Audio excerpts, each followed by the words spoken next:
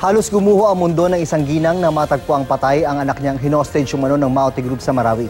Na-recover ang labi na palutang-lutang sa ilog.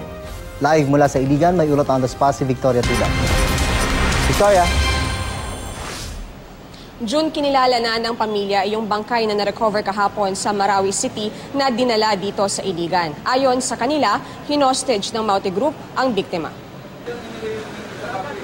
Walang tigil sa pag-iyak ang 64 anyos na si Paterna Yana nang makumpirmang ang anak niyang si Aljon ang na-recover na bangkay kahapon sa ilog sa barangay Rurugagos, Marawi. Sa Kapin Funeral Home sa Iligan City na nakita ng pamilya ang bangkay. Nagtatrabaho ang 20 anyos na si Aljon bilang panadero sa Marawi. Pero noong June 10, nakidnap daw siya ng Maute, pati ang isa pang pinsan at mga katrabaho nang pasukin ng mga ito ang kanilang bahay. Mga bandang ilang araw na may nag-post ng Facebook na nakapicture yung pinsan ko na nakahawak na ng barel. Hindi siya nakikipaglaban. Inisip namin na parang tinatakot lang yung mga sundalo nga marami sila. Noong June 29, nakatakas ang pinsan ni Aljon na hinostage rin. Sabi raw nito, pinagbantaan sila ng Maute Group na papatayin kung hindi sila susunod. Bago tumakas, hinanap pa raw niya si Aljon pero hindi niya nakita. Yung mama niya, na-memorya yung kuwan niya, number sa mama niya. Tapos, doon siya nakapag-text o natawag pa kaya.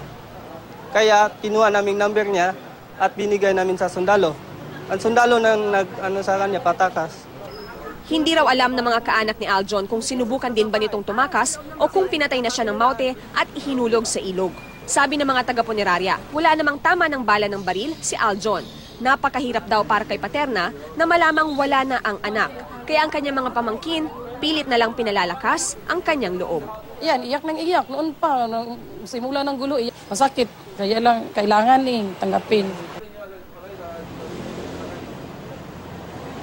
June, bukas nakatakdang iotopsiya yung bangkay ni Aljon kaya hindi pa ito maiuwi ng kanyang mga pamilya.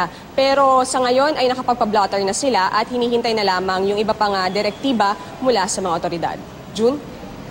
Victoria, yun nga rin impormasyon na nakuha ko dun sa mga ibang rescuer na nakapagbigay rin sa atin ng impormasyon. Ano? Yung biktima daw ay walang tama ng bala at ang parang nakikita nilang senaryo ay parang tumawid yata ito ng ilog kaya nalunod o ano bang kwento?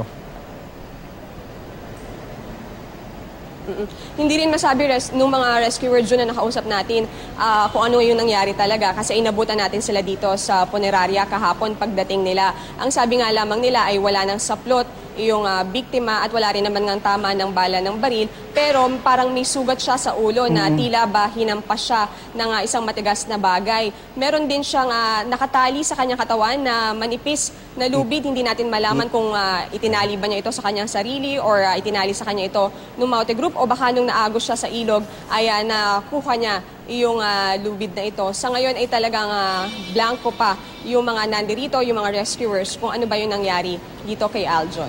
June? Isa pa sa mahalagang isa pa sa mahalagang detalye, Victoria, yung kwento ng isang kaanak na pinahawak ng baril, parang tumutugma ito dun sa mga impormasyon ng military na yung ibang hostages ay binibigyan ng baril ng Maute Group at yung iba ay pinipilit makipaglaban o yung iba naman ay parang ipakita lang na marami nga yung grupo pang natitira.